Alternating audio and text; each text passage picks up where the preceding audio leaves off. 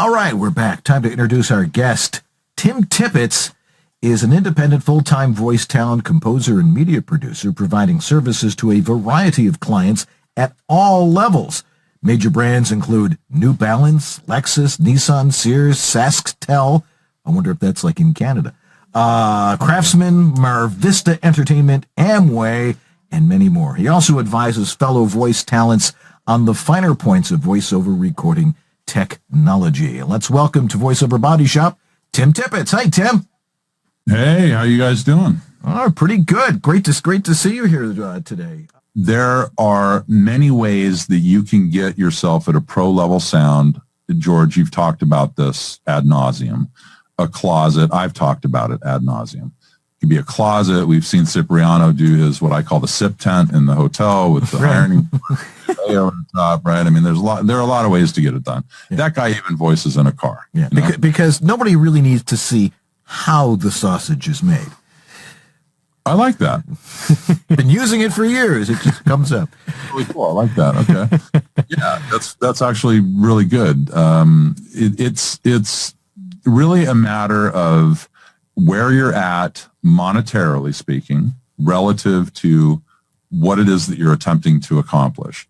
Don't go out and buy a $2,500 microphone and use a $60 interface. Okay.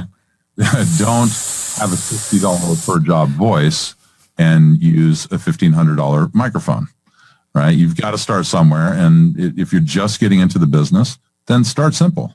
Some of us are lucky enough to have a long runway, as is said in the tech sector. How much runway you got, which is basically how much money do you have to start your business? You know, if you're coming in it with a $20,000 budget, you know what? Good for you. You're blessed. And but if you've if you've got great equipment, it doesn't matter if you don't know how to use it, which is pretty important as well.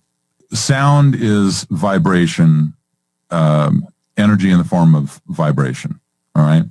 So if you have vibration coming through that lid and you don't have something that is going to stop it, such as, layering up drywall with green glue in between it or anything like that, there's not a whole lot that you can do about it. That's really bad news. I get that. But there are a lot of things that you can do to help mitigate that. Moving blankets are a great example of that. George, you guys still with me? Here. Sorry, we had our mic quiet because we were commiserating about our questions. So go on. Okay. So moving blankets, there's a company, VOTechGuru.com, that sells some really super thick blankets. They've sent me some. I love them. I think they work really, really well. You can set up a PVC structure and throw those over. These moving blankets, I know that Adil, the owner of VOTechGuru.com, traveled to China to make sure that these things were exactly what they should be. They're thicker than any other moving blanket I've ever seen. And apparently there were some issues with the smell, so he flew out there and he straightened all that stuff out. And I've got the blanket. That is huge. The fact that he dealt with and made sure that the product has a minimal off-gas of odor, that's a big deal. Yeah. These things are going to be used in small spaces. They can't stink. That dude is something else, man. He actually went on the road with his van, and he's got 4 cameras on his van, and he broke a world record, Guinness Book of World Records. The longest trip inside the United States without following another highway. I guess you can't take the same highway. Really? But it was 30-something thousand miles. We'll have to ask Adil about that. We need to have him Atlanta. Yeah, totally. Here in Chicago, and we did this thing with his booth and his new thing, the VOMO, which was amazing.